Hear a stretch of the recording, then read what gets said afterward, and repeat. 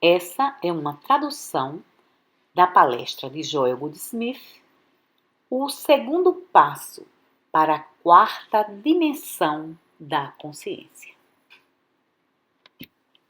Boa noite. Temos apenas uma questão essa noite e essa questão e sua resposta são de máxima importância. E, se a mesma for entendida corretamente, explicará o segundo passo no desenvolvimento e desdobramento da consciência transcendental. A questão é: se as colheitas crescem independentemente de sermos bons ou maus, pode explicar por que as colheitas falharam, como está mencionado na Bíblia? Sim, porque as colheitas falharam e porque falham ainda hoje. Para começar, as colheitas não são materiais. Não existe essa coisa de uma batata, ou uma cenoura, ou um tomate material. Tudo isso existe primeiro na consciência de Deus.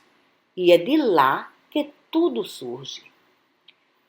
Tudo que existe é um produto da consciência.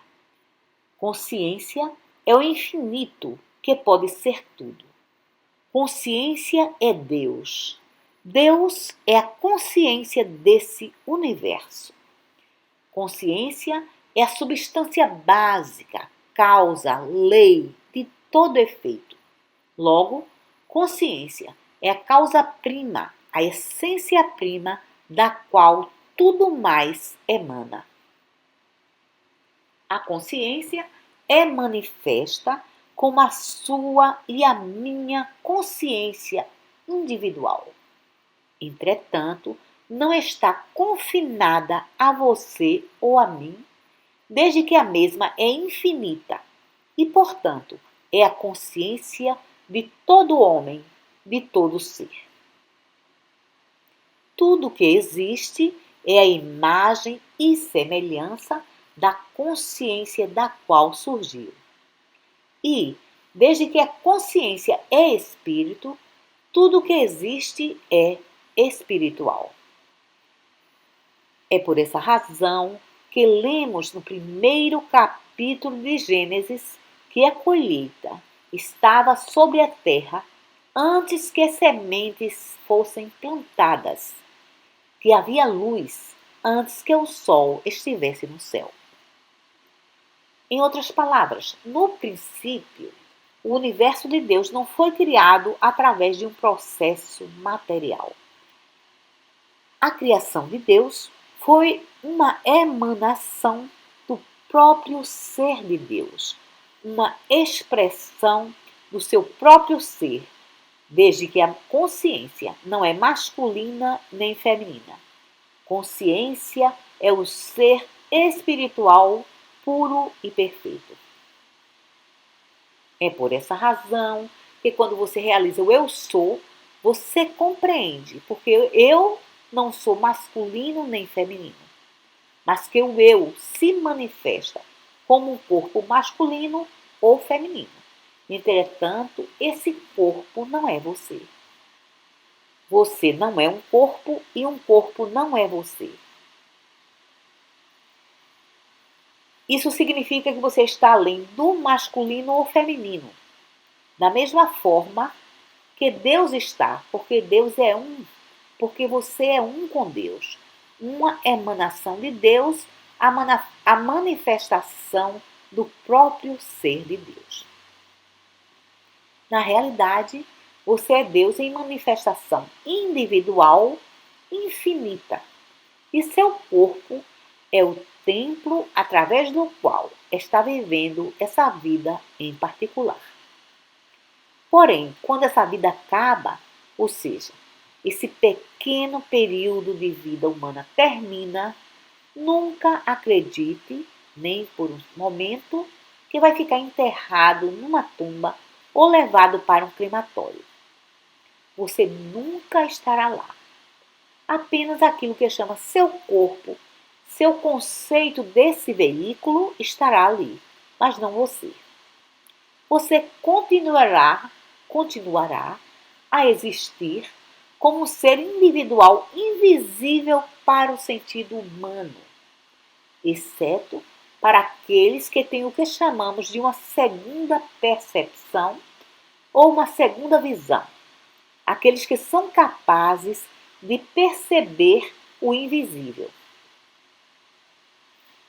Agora, isso naturalmente é parte da controvérsia da verdade ou não verdade do cristianismo.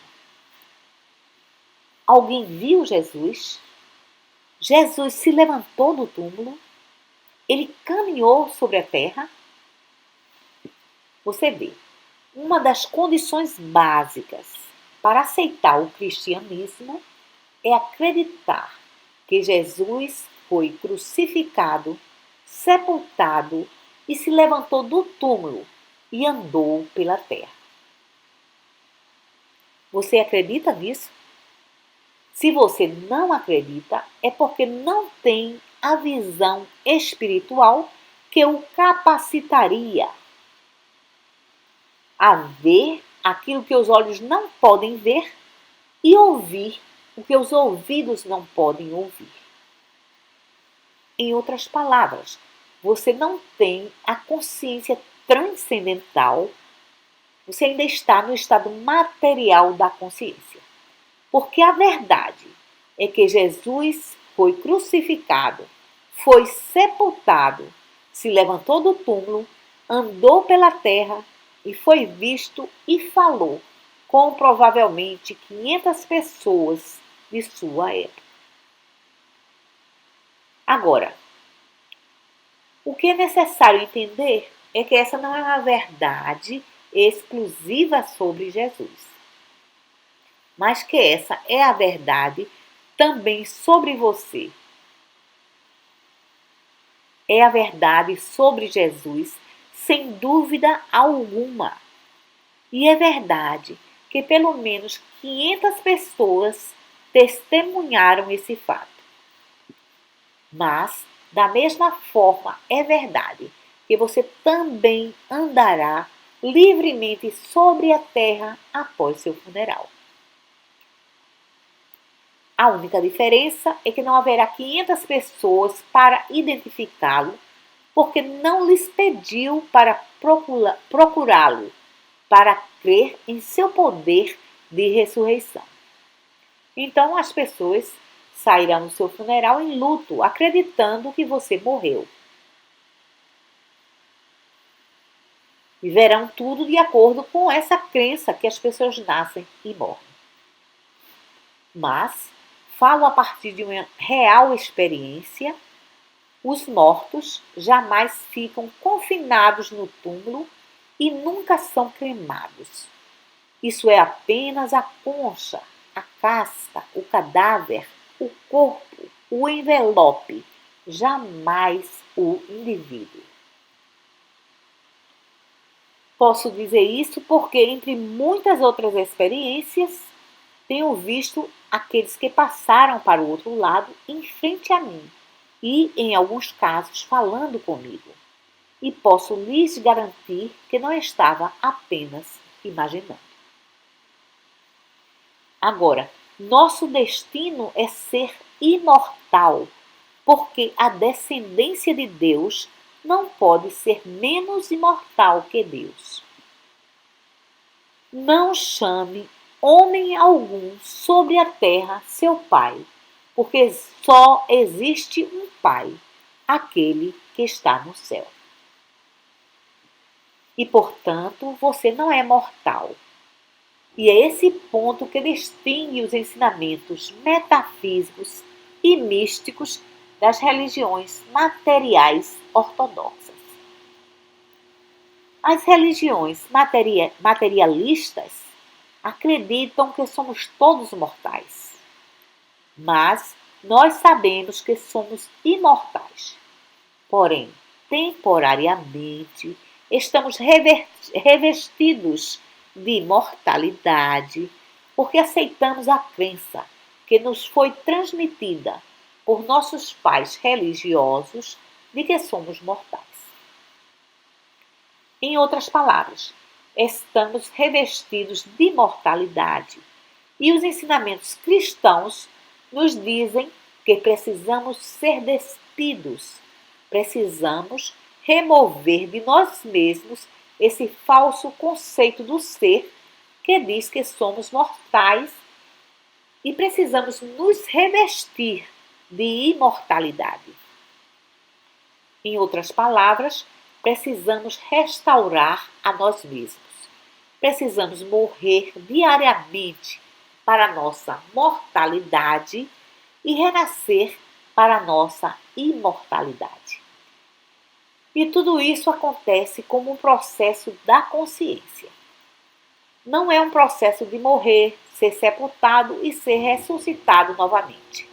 Precisamos morrer diariamente em conformidade com os ensinamentos cristãos. É morrer para a crença de sua mortalidade, ser despido de sua mortalidade e ser revestido de imortalidade. E tudo isso é um processo da consciência, de sua consciência. Essa é a razão pela qual, a noite passada, lhes ensinei que o primeiro passo para alcançar a quarta dimensão da consciência, ou a consciência transcendental, é a compreensão de que o que quer que aconteça em sua vida acontece como uma atividade de sua consciência. Não é uma atividade de algo externo a você, atuando sobre você como bom ou ruim. Por favor, compreenda que o que acontece em sua vida é uma atividade de sua própria consciência e produzirá o bem ou o mal, dependendo daquilo que semeia.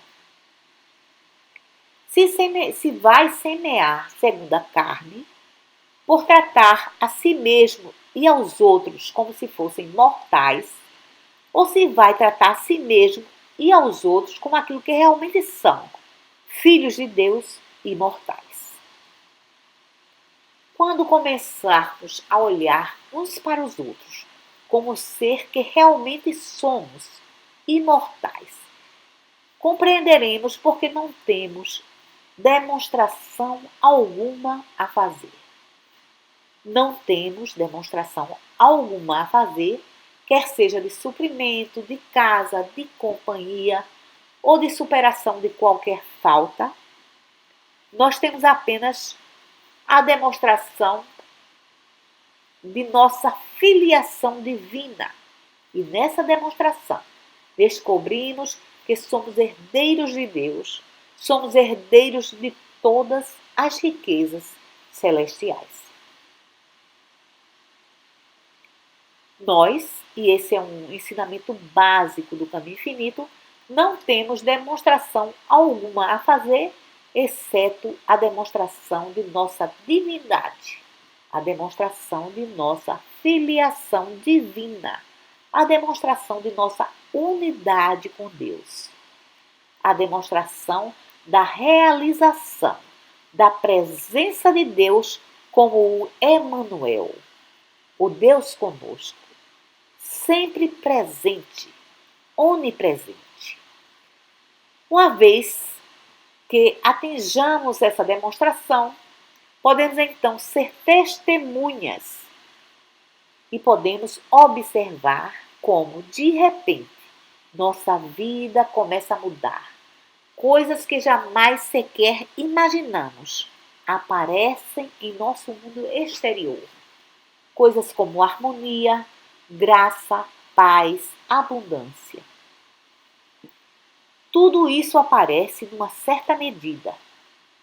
Não fazemos ainda uma demonstração completa, uma demonstração plena, porque ainda estamos ligados a nossos parentes e amigos e não desistimos deles. E, portanto, temos que aceitar que algumas de suas limitações nos afetam por causa da falta de limitação deles, de demonstração deles. Se cada indivíduo fosse uma pessoa livre, livre da família, livre dos amigos, livre das associações de negócio, livre para fazer sua própria demonstração individual, então não haveria limite algum, exceto o limite de sua própria habilidade de abandonar as coisas do mundo. Esse foi o significado da afirmação do mestre quando disse: você precisa deixar pai, mãe, irmão e irmãs. Isso não quer dizer literalmente que você deve abandoná-los ou sair de casa, mas significa que precisamos realmente colocar cada amigo e cada parente no seu próprio lugar e não permitir que sejam um impedimento ao nosso desenvolvimento espiritual. Essas são palavras duras. Os discípulos quase abandonaram o mestre por causa delas, mas decidiram que não tinham lugar algum para onde ir, desde que ele tinha as palavras de vida eterna.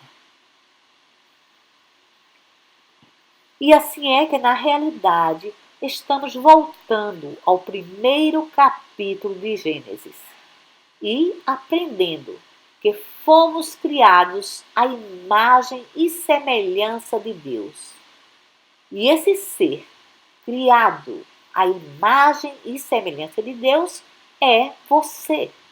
Portanto, você é um ser imortal. Agora, na realidade, vários ensinamentos religiosos nos dizem que somos mortais. E quando recebemos um ensinamento desse tipo, somos revestidos com a mortalidade, o que significa que tomamos sobre nós a crença de que somos mortais e vivemos como mortais. Somos ensinados a poupar para os dias de chuva, porque os dias de chuva são inevitáveis.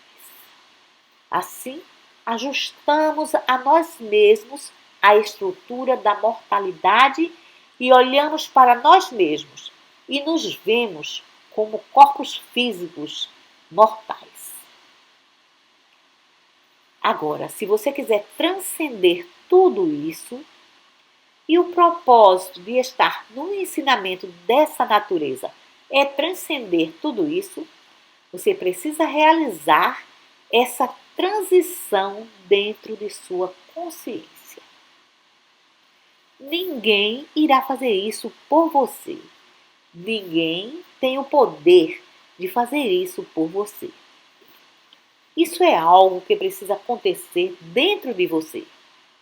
Precisa transcender esse mundo material, ou sua ideia de um mundo material, precisa transcender tudo isso dentro de sua própria consciência. O mestre disse: se eu não for, o confortador não poderá vir até vocês. E assim é que, se uma pessoa transcender a mortalidade em alguma medida e receber uma pequena medida de imortalidade, de forma que não mais o veja como mortal, não mais acredite que você é mortal, não mais o trate como um mortal, mas reconheça sua filiação divina. O veja como um verdadeiro filho de Deus. Então, ela pode assim elevá-lo acima de muitos dos seus problemas. Algumas vezes pode dissolver doenças para você, ou pecados, ou pode livrá-lo em situações de falta ou limitação. Porém, pode fazer isso apenas temporariamente, porque sua vida é a apresentação exterior de seu próprio estado de consciência. Portanto, se permanecer na consciência de mortalidade, você irá demonstrar essa consciência de mortalidade. Essa é a razão pela qual pode receber a ajuda de curadores e professores por muitos anos, mas ainda se encontrar no estado de mortalidade, pois os benefícios que está recebendo não derivam de sua própria consciência. Está simplesmente se beneficiando temporariamente do estado de consciência dos seus curadores ou professores.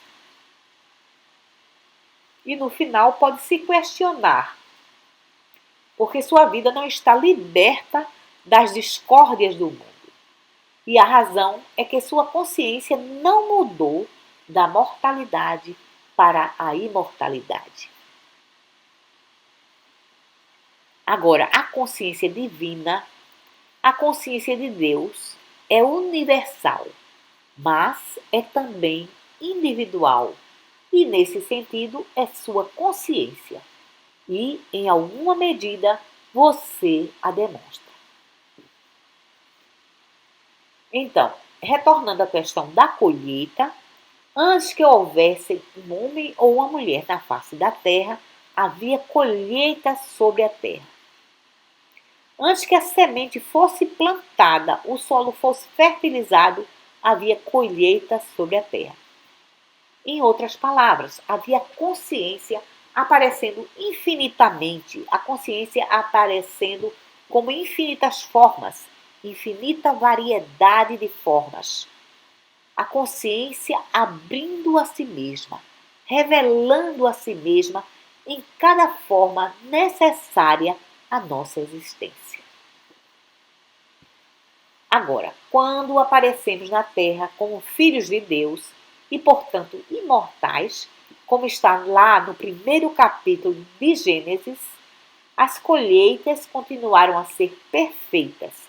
As colheitas cresciam sem a plantação das sementes, porque eram um produto da consciência revelando a si mesma, abrindo a si mesma, manifestando a si mesma. Foi somente quando Adão e Eva foram expulsos do jardim do Éden que as colheitas precisaram ser plantadas. Agora, por que Adão e Eva foram expulsos do Éden? Não acredite nessas histórias que lhe contaram sobre sexo. Existe um bocado de mitologia, não realmente mitologia, mas simbologia nessas histórias. A real verdade por trás delas é que eles aceitaram a crença no bem e no mal. Essa foi a razão pela qual foram expulsos do jardim do Éden. Eles comeram do fruto da árvore do bem e do mal. Portanto, todos nós comemos desse fruto quando tomamos conhecimento do bem e do mal, quando temos o conhecimento de dois poderes. E no momento em que aceita essa crença em dois poderes, você tem dois poderes em sua consciência. E, portanto, tudo que emana de sua consciência é uma emanação de dois poderes, algumas vezes bom e algumas vezes mal. Então, agora, tudo que flui de sua consciência como ser humano segue o padrão de ser bom ou mal, ou dividido, mesclado, com uma certa medida do bem e certa medida do mal. Tudo que emana da mente do homem transmite as qualidades do bem ou do mal. Algumas coisas são 90% boas e 10% más, outras podem ser 90% mais e 10% boas, outras podem ser completamente boas ou completamente más. Mas o ponto que quero salientar é que a emanação da mente do homem, a expressão da mente do homem, a manifestação da mente do homem partilha a natureza do bem e do mal. E assim também suas colheitas, seus filhos e tudo que sofre a influência da mente humana. E essa é a razão da falha das colheitas. Enquanto que as colheitas que crescem naturalmente são realmente uma atividade da consciência divina. Assim, sua colheita e a minha colheita têm a natureza de sua consciência ou da minha consciência. Dessa forma, vemos que é o estado de nossa consciência, em conexão com a consciência divina, que realiza o milagre da cura. Não alguma consciência ou Deus separado e à parte do nosso próprio ser, mas o Deus que vive em nós, o estado de realização da consciência de Deus que temos. E isso também é verdade em relação às colheitas. Agora, na proporção em que tivermos alcançado a realização de Deus como o único poder, nessa proporção, nossas colheitas serão melhores. E não apenas as colheitas de alimentos, mas as colheitas em todos os aspectos de nossas vidas, nossos negócios, nossa profissão, nossos casamentos, nossa vida familiar, nosso suprimento. Tudo isso terá um nível mais alto de expressão em proporção à nossa realização e demonstração de Deus como sendo a consciência individual.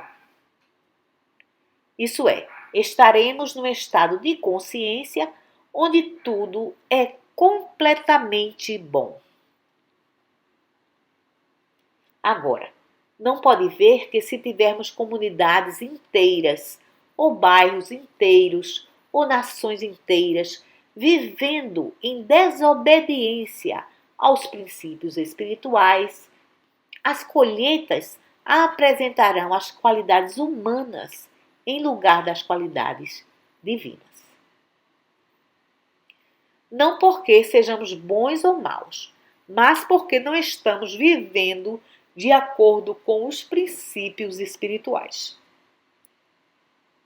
Não são os nossos julgamentos do que é bom ou ruim que devem dirigir nossas vidas, ditar nosso comportamento, mas a consciência de nossa união com Deus, onde tudo é bom, onde só existe o bem.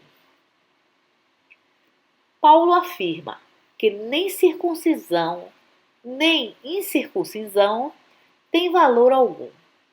E isso significa que nossas ações, separadas do entendimento espiritual, não têm valor algum. Bem, para ser um bom hebreu, para que você fosse perfeitamente bom, precisava ser circuncidado. Entretanto, você podia ser perfeitamente bom, ser circuncidado e ter uma colheita ruim. Porque o fato de ser bom de acordo com as leis da igreja não significa que você é bom de acordo com Deus. A única forma em que uma pessoa pode ser boa de acordo com Deus é reconhecer Deus como Pai, reconhecer sua filiação divina. Não tenham nenhuma bondade própria separada de Deus. Em outras palavras, você pode obedecer os 10 mandamentos, exceto talvez o primeiro, e pode obedecer a todas as regras de sua igreja, participar de todos os cultos, cantar todos os seus hinos e, ainda assim, ser atrofiado espiritualmente, porque a obediência à lei não tem nada a ver com ser cristão. Você precisa sair de debaixo da lei. Essa é a razão pela qual Jesus pôs de lado os 9 mandamentos. Não adianta coisa alguma apenas obedecer aos 10 mandamentos. Vou lhes dizer ao que devemos obedecer: ao primeiro mandamento, ao novo mandamento. Ame o Senhor, seu Deus, de todo o seu coração e a seu próximo como a si mesmo. E isso é integridade espiritual. Isso é bondade espiritual.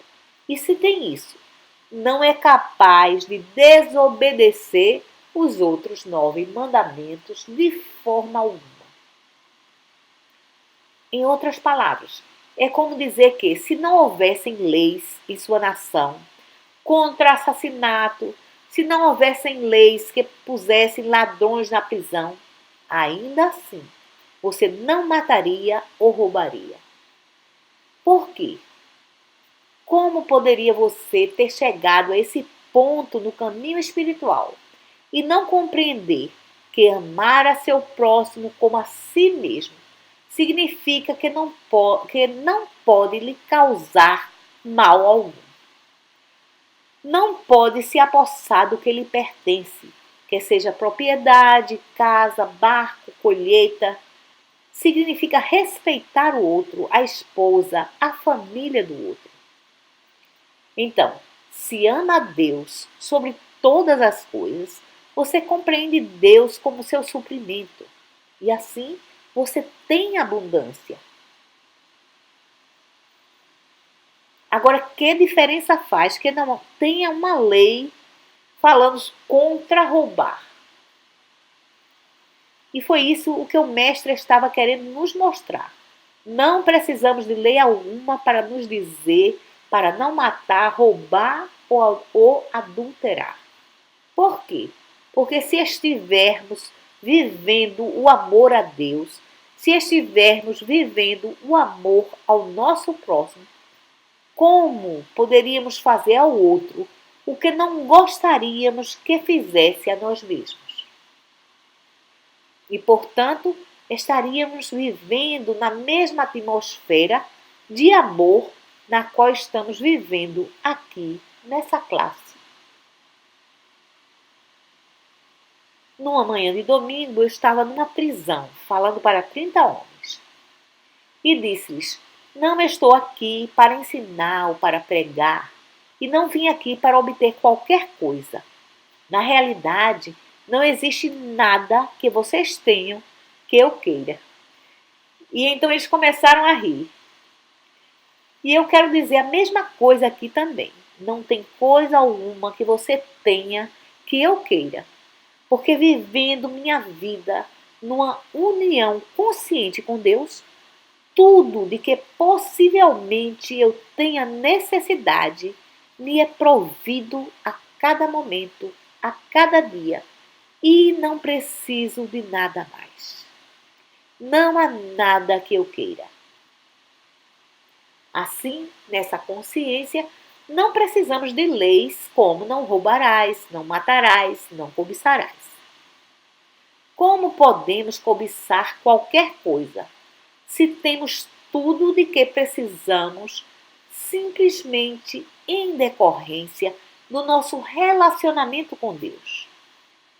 Não por trabalhar, não por receber herança, nem por merecer, mas por causa de nosso relacionamento com Deus, de nossa filiação divina.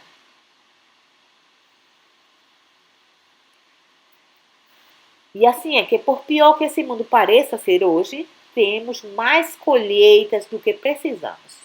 As colheitas são abundantes em quase toda a parte em que são plantadas. Certamente existe falta e limitação na China, na Índia, naturalmente porque eles nunca desenvolveram a agricultura e não usam meios modernos de produção agrícola.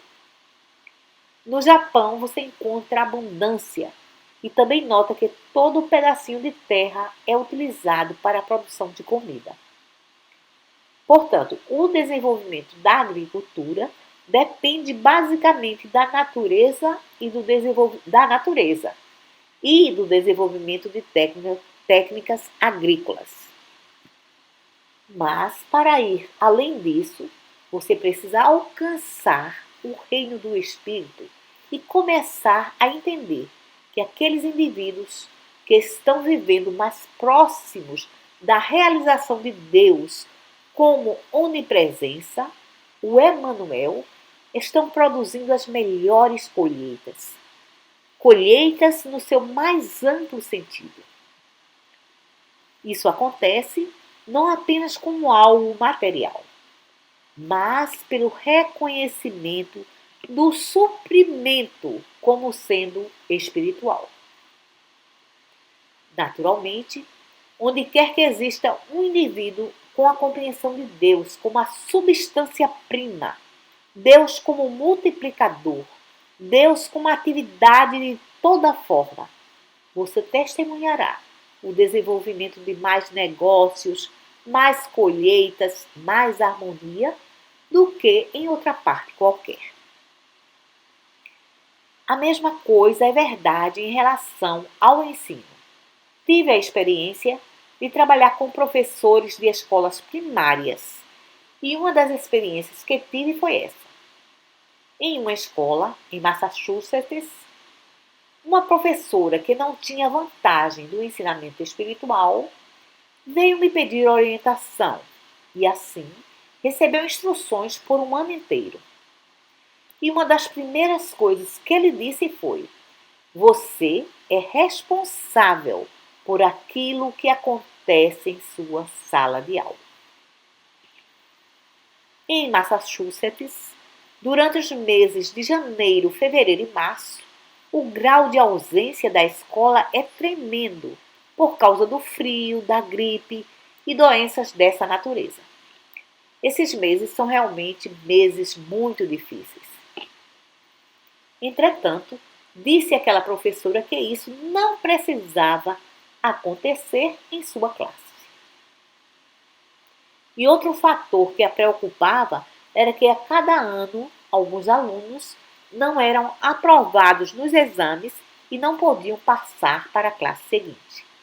Então, lhe disse que isso também estava debaixo do seu controle.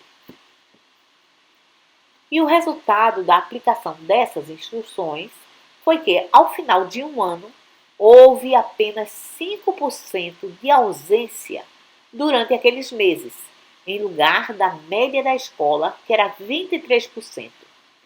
E nenhum dos seus alunos foi reprovado naquele ano. E assim, em pouco tempo, aquela professora se tornou orientadora e coordenadora de outras professoras no estado de Massachusetts. E em seguida, esses métodos educacionais foram levados para o país inteiro. Então vejam, a professora primária alcançou uma das mais elevadas posições na Secretaria de Educação do Estado somente por aplicar esses princípios e conseguir realizar uma verdadeira transformação em sua sala de aula. Por quê? Porque a sala de aula não é apenas um local físico e não existem crianças boas e crianças ruins. Não existem crianças doentes e crianças saudáveis. Existem somente filhos e filhas de Deus. Existem apenas imortais e não mortais. E não existem dois poderes operando: o poder do clima superando o poder de Deus. Existe tão somente o poder de Deus. E quando tem essa verdade em sua consciência, ela se torna uma lei sobre seu negócio, seu corpo, sua casa, sua classe, sua fazenda. Essa é a base completa da vida mística. A base completa da vida espiritual é que desde que Deus é consciência, desde que Deus é sua consciência, sua vida, é a emanação de seu estado em particular daquela consciência pura que se manifesta em sua vida quando você está conectado a Deus. E quanto mais perto chega de viver uma vida baseada em um só poder, mais perto você chega de ter harmonia em tudo que realiza em sua vida. Nós, nesse trabalho, precisamos abandonar a crença universal de que existem forças trabalhando contra nós e que impedem a harmonia em nossa experiência. Precisamos abandonar a crença de que outra pessoa é responsável por nossa falta de demonstração. É verdade, como disse antes, que em certa medida nós impedimos, por vontade própria, nossa demonstração. Por exemplo, se um indivíduo tem uma receita de US$ 25.000 e tem 3 ou 4 parentes doentes ou desempregados de quem precisa cuidar, em virtude de ter que cuidar deles, isso irá interferir em sua demonstração temporariamente. Mas não seria afetado de uma forma permanente, porque muito rapidamente iria realizar que todos esses membros de sua família são filhos de Deus e que, portanto, Deus cuida de seus próprios filhos. E isso não pode reduzir sua receita. E então, uma dessas duas coisas poderia acontecer. Ou seus parentes se recuperam física e financeiramente, ou sua receita aumenta o bastante para ser capaz de cuidar deles e ainda assim ter recursos suficientes. Ainda assim poder fazer sua demonstração. Em outras palavras, no final, cada um de nós se torna a lei sobre si mesmo. E o propósito desse trabalho é não permitir que sejamos vitimizados. Mas, em lugar disso, vamos acreditar que 1.000 podem cair à minha direita e 10.000 à minha esquerda, mas mal algum pode chegar ao meu lugar secreto. Precisamos realmente acreditar no que o Mestre diz no capítulo 15 de João. Se habitar na palavra e deixar a palavra habitar em mim, sou um com a videira. Portanto, estou vivendo não em virtude de minha força ou meu poder. Estou vivendo por causa de minha unidade com a videira, da minha unidade com Deus, com a fonte infinita, com a fonte da vida. E sou alimentado, vestido e tenho moradia por essa centelha de vida da qual eu sou uma emanação, eu sou uma expressão. Agora, isso faz de cada um de nós a lei sobre nós mesmos, porque se estamos nessa sala de aula, podemos dizer que todos aqui também são filhos de Deus e estão sob a lei de Deus. E não existem leis materiais ou mentais interferindo sobre o funcionamento harmonioso nessa sala de aula. E nos negócios também vamos adotar a mesma atitude. Esse negócio é o templo de Deus. Ele é alimentado não pelos bancos ou pelos clientes, é alimentado por minha consciência. A consciência divina em mim mantém e sustenta esse negócio. Minha consciência da presença de Deus mantém e sustenta esse negócio. Minha união consciente com Deus faz com que esse negócio seja suportado, mantido e sustentado por Deus. E, da mesma forma, vou descobrir que o meu corpo, meu lar, minha família, meu negócio, minha escola, minha arte, minha profissão, tudo isso é uma criação espiritual, dotada espiritualmente, governada por minha consciência, porque tudo isso está na minha consciência. Tudo isso faz parte de minha consciência. Esse é um universo espiritual e você não está nele. Pelo contrário, ele está dentro de você. Sua fazenda está dentro de sua consciência. Sua colheita está dentro de sua consciência. Tudo que você planta, colhe. Tudo que se refere a você está dentro de sua consciência.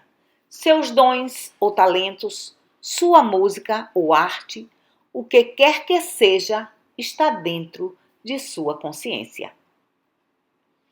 Sua casa, sua família está dentro de sua consciência e Deus é sua consciência. Portanto, desde que viva na realização de que Deus constitui o seu ser, então, sabe que Deus constitui seu negócio, sua casa, seu corpo, seu espírito. Agora, esse, sem sombra de dúvida, é o ponto mais importante. Você não usa o poder de Deus, porque isso seria reconhecer dois poderes. E todo o propósito de nosso trabalho não é voltar à ortodoxia e acreditar que existe um Deus batalhando contra o mal e perdendo 99 vezes em cada 100. Nossa realização transcende qualquer coisa dessa natureza. Nossa realização é que desde que Deus é infinito, desde que Deus é onipotente, nada que pareça ter poder tem poder. Somente, unicamente, Deus tem poder. Porque pensa que o mestre disse: não resistais ao mal, guarda a tua espada. Se o mal fosse poder, o mestre seria o primeiro a nos ensinar como usar o poder de Deus sobre o mal. Primeiro teria nos ensinado a lutar contra o mal, teria nos dado uma arma ou uma defesa contra o mal. Mas, na realidade, ele nos diz para não resistir ao mal. Baixe sua espada. Aqueles que vivem pela espada morrerão pela espada. Ele nos diz: não resistais ao mal. Por quê? O mistério é que Deus é onipotência e Deus é onipresença. E porque Deus está aqui aonde estou e Ele é o único poder, eu não preciso resistir a qualquer aparência do mal. Esse é o mistério de Daniel na cova dos leões. Esse é o mistério porque Daniel não era externamente diferente de nenhum outro prisioneiro, mas foi o único cujo corpo e saúde permaneceram perfeitos. Esse foi o mistério do Mestre, quando pôde dizer a Pilatos: tu não terias poder algum sobre mim, a menos que viesse de Deus. Querendo dizer, você pode até me crucificar, mas não pode me matar, e lhe mostrarei que voltarei à terra novamente. Eu não posso ser morto, nem mesmo por ser crucificado. E, naturalmente, você não pode ser morto por doença, ou por acidente, ou por velhice. E se por um momento essa crença universal quer fazê-lo acreditar na morte, ela só poderá ser bem-sucedida se você a aceitar. Se aceitar dois poderes em sua vida. Se não viver de acordo com os ensinamentos transcendentais. Agora, não estou dizendo que, porque a verdade espiritual é verdadeira, você pode simplesmente desafiar o mal, de forma alguma. Você precisa nascer de novo. Você precisa alcançar o discernimento espiritual. E para alcançar esse discernimento espiritual, o tempo é um elemento muito importante. Essa é a razão pela qual, embora alguma medida de harmonia, alguma medida de bem chegue à experiência de muitos, ou de quase todos os nossos estudantes, isso não testifica do desenvolvimento espiritual deles. Testifica do desenvolvimento de seus curadores ou professores. É somente quando começam a desenvolver dentro deles mesmos essa consciência de unidade, de um só poder, de não resistir ao mal, que a harmonia começa a aparecer como resultado de seu próprio desenvolvimento espiritual. E tenho observado que mesmo os estudantes muito preparados ainda necessitam vivenciar esses ensinamentos por 3, 4 ou 5 anos, antes que seu estado de consciência material tenha diminuído o suficiente para que possam ser uma transparência para o bem espiritual. E alguns estudantes são lentos. Eu fui um dos mais lentos. E lhes digo que às vezes leva mais do que 3, 4 ou 5 anos. Isso não significa necessariamente que precisamos sofrer durante todos esses anos. Podemos receber alguma medida de ajuda dos curadores e professores que trabalharão conosco, desde que estejamos verdadeiramente, conscientemente, trabalhando junto com eles. O mestre diz que o caminho é estreito e apertado, e poucos serão os que entram por ele. Por quê? Somente porque muitos não conseguem esperar pacientemente pela mudança na consciência, pela transição na consciência que vai fazer deles uma transparência para a expressão da presença e do poder de Deus. Isso leva tempo. Existem muitas pessoas que ficam impressionadas com o progresso alcançado pela mensagem do caminho infinito, que em 14 anos se espalhou por todo o globo. Encontramos maravilhosas editoras nos Estados Unidos, Inglaterra, Alemanha, Suíça, Holanda e agora no Japão, que abriram suas portas para que a mensagem fosse transmitida de uma forma maravilhosa. E essa mensagem conseguiu se estabelecer tão lindamente que me trouxe a oportunidade de continuar viajando pelo mundo ano após ano. Muitos ficam imaginando como tudo isso pode ter acontecido, mas não percebem que antes que tivesse qualquer estudante, pratiquei o trabalho de cura por 16 anos. Esperei para que esses princípios específicos evoluíssem, para que fossem provados, para que fossem demonstrados. De forma que desde que o primeiro livro do Caminho Infinito foi escrito, nenhuma palavra ou princípio foi modificado. A única edição que foi feita foi para dar uma melhor apresentação dos capítulos, dos títulos dos capítulos, da divisão dos livros, correção de alguns erros em pontuação e coisas desse tipo. Mas, além disso, desde o primeiro livro, nenhuma palavra ou princípio jamais foi modificado. E por quê? Porque só fui começar a ensinar após haver passado 16 anos colocando esses princípios à prova, após ter esses princípios muito bem estabelecidos em sua forma correta e ter visto a demonstração prática deles.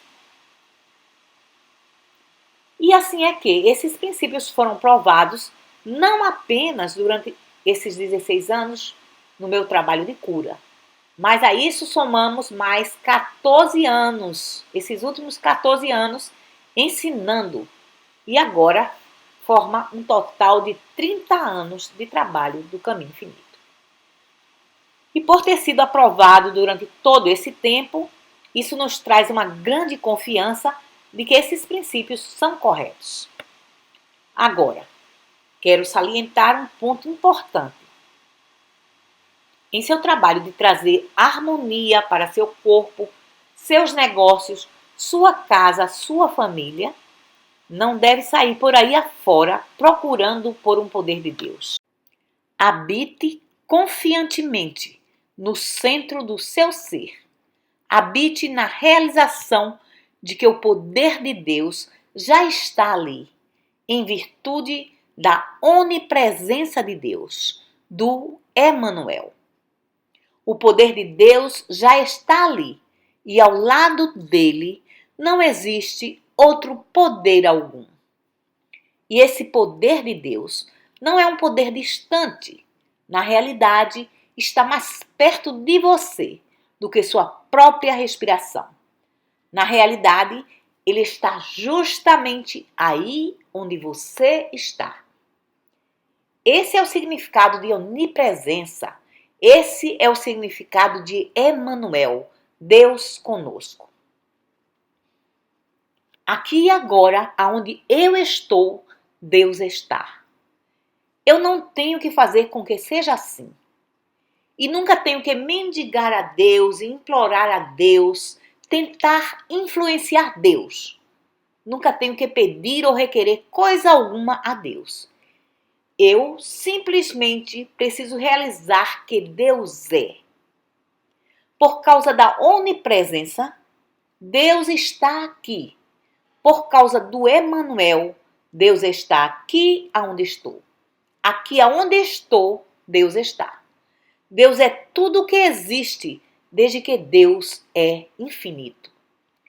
Então, descanse nessa palavra e observe como os inimigos lutam contra eles mesmos e destroem a si mesmos. Desde que você se mantenha como uma testemunha, não como um poder que luta contra outro, não como se Deus lhe tivesse concedido algum privilégio especial ou poder para usar no mundo, mas porque Deus, Ele mesmo, é poder e opera em você e através de você e como você. Tudo o que precisa fazer é relaxar e observar o trabalhar de Deus. Da mesma forma que quando você liga o interruptor, a luz aparece. Mas tudo o que precisou fazer foi somente ligar o interruptor e observar a luz aparecer, porque a eletricidade já estava ali e estava fazendo o seu trabalho. E assim é que Deus constitui sua consciência e já está aonde você está. Deus está fazendo o trabalho e você é apenas uma testemunha observando a glória de Deus. Observando o sol se levantar e se pôr. Observando a maré ir e vir. Observando as plantas crescerem. Observando as frutas aparecerem nas árvores. Observando o desabrochar das flores, observando os peixes no mar e os pássaros no ar. Observando, sendo uma testemunha da manifestação da glória de Deus. Então, descobrirá que nesse grande poder do não poder, ou seja, do poder que não pode ser usado, você tem o único poder que existe. E esse poder opera constantemente e mantém todo o universo. Esse é um ponto muito profundo. É tão profundo que representa toda a essência dos ensinamentos do Mestre. E nunca foi entendido por nenhum ensinamento das igrejas cristãs. E ainda assim é a essência dos ensinamentos do Mestre. Você não precisa lutar. Baixe sua espada. Não resista ao mal. Tu não terias poder algum sobre mim. O que te impede? Pega a tua cama e anda. E para o homem cego disse: abra seus olhos. Nenhum poder contra o qual lutar, nenhum poder contra o qual lutar. Simplesmente o reconhecimento do único poder do único Deus. E mesmo no túmulo de Lázaro, ele disse: não preciso orar, porque sei que sempre me atendes. Lázaro, sai do túmulo e vem para fora. Por quê? Não existe outro poder, mas somente a vida de Deus. E assim é que é preciso entender que leva tempo para alcançarmos esse estado de consciência. Porque temos que fazer uma transição para deixar de querer usar qualquer poder. Temos que fazer uma transição para parar de resistir ao mal. Então, no minuto em que alguém diz câncer, pólio, repentinamente, nós nos aquietamos e contemplamos esse poder único. Não começamos a levantar nossas espadas mentais, nossas armas mentais. Não começamos uma luta contra o mal. Leva tempo para desenvolver essa capacidade. Leva tempo para desenvolver um estado de consciência que pode dizer: o que te impede? Tu não terias poder algum. Isso é realmente maravilhoso, não é? Que noites maravilhosas temos tido aqui nessa classe. Muito obrigada!